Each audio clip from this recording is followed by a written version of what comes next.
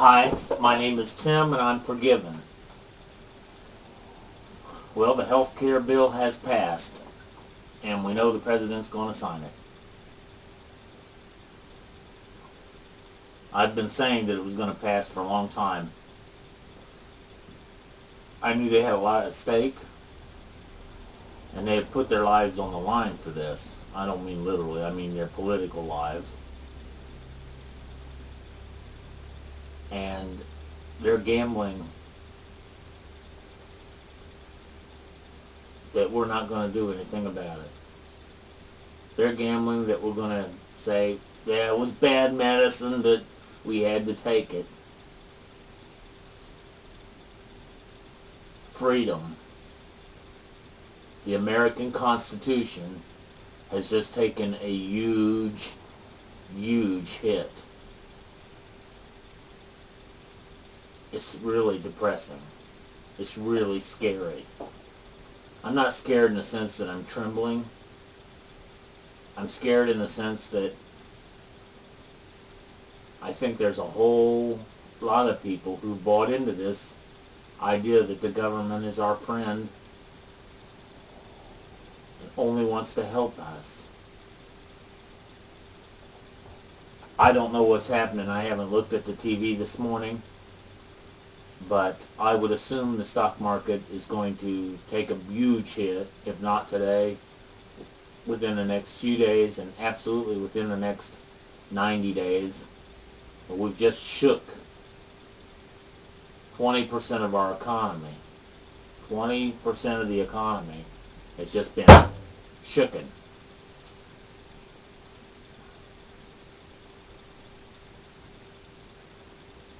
That's how important health is to Americans. They spend 20% of their income on health. And you may say, no, we don't want to spend that much. You don't understand. It's the desire to get healthy, to be healthy. It's the need to be healthy that drives prices along with what the government has put into it. The regulations, the controls, and the lack of concern for the out-of-control lawyers that put their hands into it. It's a sad thing to see what's going on. The only thing that I can say, the only thing that I want to say is we've only just begun to fight. It's time to pull out the ink pens. It's time to post our video comments. It's time to talk to our neighbors. It's time to rally against this movement. It's time to take back our country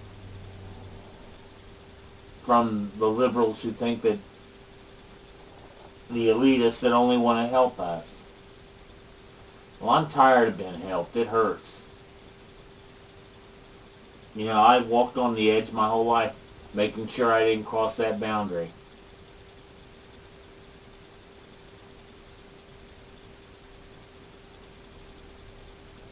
And you push that edge further and further and further toward my grandkids. They're going to be in a corner where they can't breathe, where the money is gone, the hope is gone, the country is gone. I know. This radical talk. You may think that only 20% of the economy equals what? Out of America, out of the Constitution, out of freedom. 20%. I think that this is the biggest, most scariest incident in the history of America. This is worse than Pearl Harbor. There's only one way to destroy America, and that's from within, piece by piece. America can withstand anything from outside forces. We're the toughest people that have ever been on the planet. And we're also the gentlest,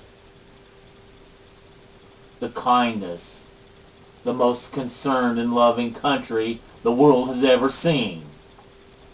And it's because we are Christians, Mr. President.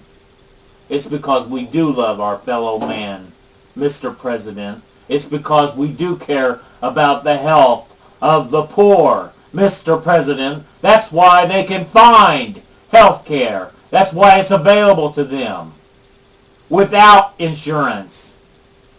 That's why children live when they have disastrous diseases.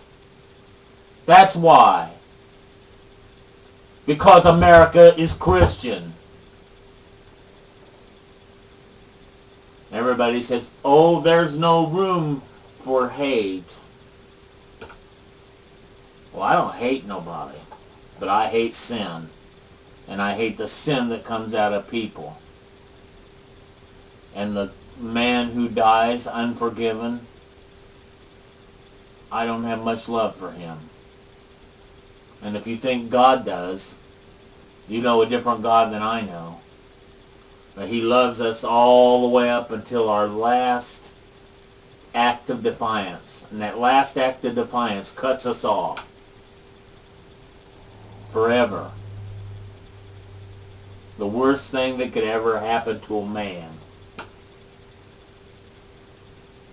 Love holds on for as long as it possibly can. We've been gentle and kind, and we've taken the blows. We've backed up as Christians. We've backed up as conservatives. And we said, well, this isn't going to kill us.